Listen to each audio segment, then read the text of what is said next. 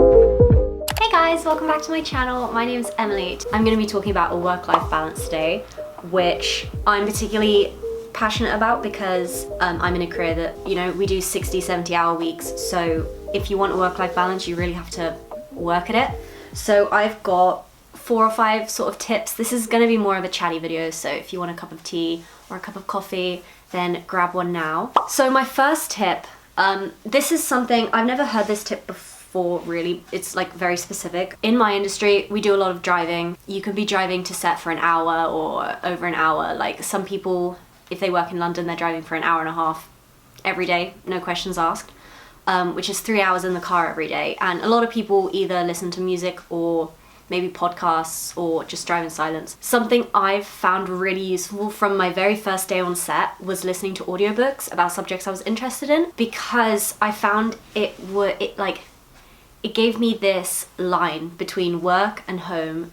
There was no blur. As soon as I got into the car, my brain was being filled with like something else unrelated to work. And then by the time I got home, I was totally like forgotten about what I'd done that day, basically. If it was a stressful day as well, just having some kind of really blunt separation. If you're listening to like a complicated audiobook or something, or like a fictional book, you don't really have time to think about anything else, like what that person said to you at work or what your boss thinks of you. Like you're concentrating on the book. So I found it was a really good way to like manually separate my brain once I got in that car. And I used that long commute to like chill out from work and not bring all the stresses back into the home. This is one that I implemented on my first job, but I haven't been able to implement since really, which is waking up earlier and blocking out time for something, whether it's gratitude journaling or Bible studying, whatever you do, having 15 minutes to do it in the morning. When I was doing it, it was so beneficial, like it just kept me on track. Now though, I'm waking up at 4 a.m, leaving at 5 a.m, so the idea of waking up 15 minutes earlier at 3:45 in the morning is like, that's not gonna happen. But that is just because I'm driving across the country every other day. Like when I end up working in Bristol again, I would like to put a proper morning routine in when, you know, I'm waking up at 6 and leaving at 7. Then it will be a bit easier to wake up early and do some Bible studying. The way I'm doing it at the moment, if you're like me and you don't really have time, is I'll put headphones in and listen to the Bible while I'm doing my makeup or something like that. It just saves time. And it means you don't have to like sit down, which I mean isn't great, because normally when you're listening to something like the Bible, you want to be intentional about it. Same with as if someone does gratitude journaling, you probably want to be intentional about it. But for me, in those like situations where you're just trying to get yourself out the door, I find it's okay to just like listen to the Bible or do something while you're brushing your teeth and doing your makeup. At least just the fact that you're listening to it, I think, is beneficial anyway. Number 3, I know I bang on about this. This is in all of my advice videos, but make friends outside of work.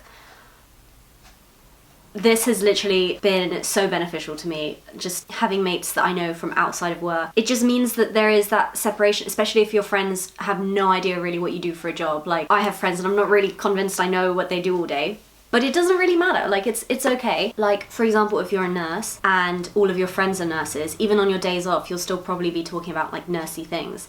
And for me in the film industry, I can't hack talking about the film industry when I'm not working there. Like I am so stern about having such a like work-life break, because if I don't be stern about it, it just won't happen and I'll just become like a shriveled up little stress ball. But also, I mean, it gives you a bit of a life perspective. I have friends who work in all sorts of areas. I have friends in the train industry who work in trains. I have friends who work in social media, friends who work in consulting, friends who work in retail, friends who work in lighting design, friends who work in the NHS. And it just gives you a bit of a wider perspective instead of just getting all consumed by your particular industry. Okay, now number 4 and 5, they're kind of like gonna go together, and they're very obvious. I know everyone says this, but have a hobby outside of work.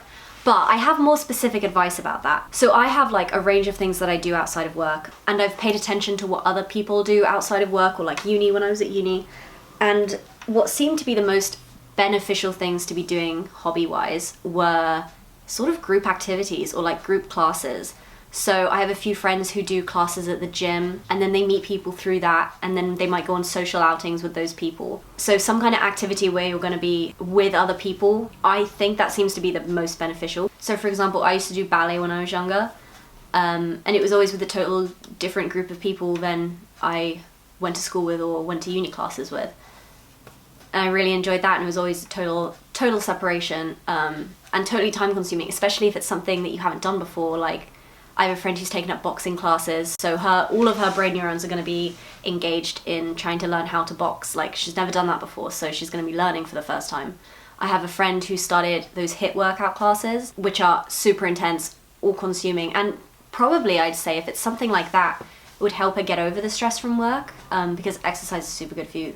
Yeah, if you're struggling with work stress, then exercise is going to be the best thing you can do. And then this is something a little bit similar, but if you wanted to take this to the next level, I've met a lot of people in the film industry who, how do I say, they have their own project on the side of their work. So I met a guy who worked in the sound department who had a music career on the side.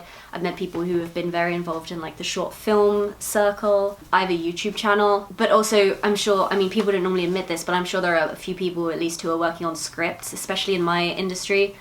I'm sure there are a lot of people who have their own, like, their own story writing thing on the side. I'd love to write a book one day. Like, I'm not crazy obsessed with it, but it's nice to have something else to think about, either on the way into work or the way out of work or just on the weekends. So yeah, I would make a little project. YouTube has been really fun for me. I've really enjoyed doing these videos the past few months. And it's been something to totally distract myself from work on the weekends. So definitely recommend that. I've met a few people who, more if they're working in 9 to 5s than if they're working in like long hour industries, but they can do consulting on the side, or maybe they own an Etsy shop or something like that is actually like a business outside of work. That's also really good. I'm sure it can get pretty stressful, like because there's so much that goes into a small business. But yeah, I would say anything that you can do that will make you feel like a more well-rounded person is going to be beneficial to you mentally and also your personality, I think. It makes you more interesting. Dinner guest, all of these things. So I'm always trying to figure out new ways to round out my personality. Like at the moment, I'm trying to learn how to cook, which is rough because I'm away 5 nights a week, and by the time it gets to the weekend, I have no interest in cooking anything. But I know that in the future it's going to be a skill that I have to have, so I'm working on it now. But this kind of stuff. Another project you could do, which I also do on the side, is learning a language. I've been learning Italian for the last 5 years.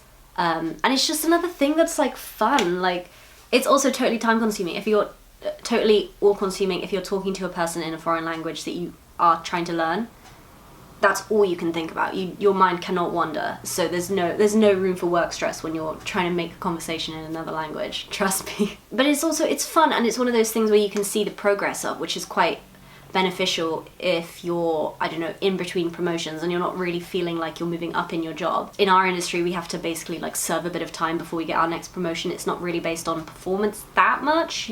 A lot of the time you have to have been in a certain position for a certain amount of years before somebody lets you jump up. So that middle bit, when you're in between, can get quite like plateaued. So having something else on the side where you can see your own progress, I've noticed has been so much more fulfilling. I'm so glad that, like, you know, I can see views going up on YouTube, which is one thing, and my ability to speak a foreign language is another thing that is so beneficial, so good for my mental health to be able to see that, you know, there is some kind of growth happening outside of work. But yeah, guys, that just about wraps it up for this video. Thank you so much for watching. I hope some of these tips have helped. Remember to subscribe if you want to, and I'll see you in the next one. Bye!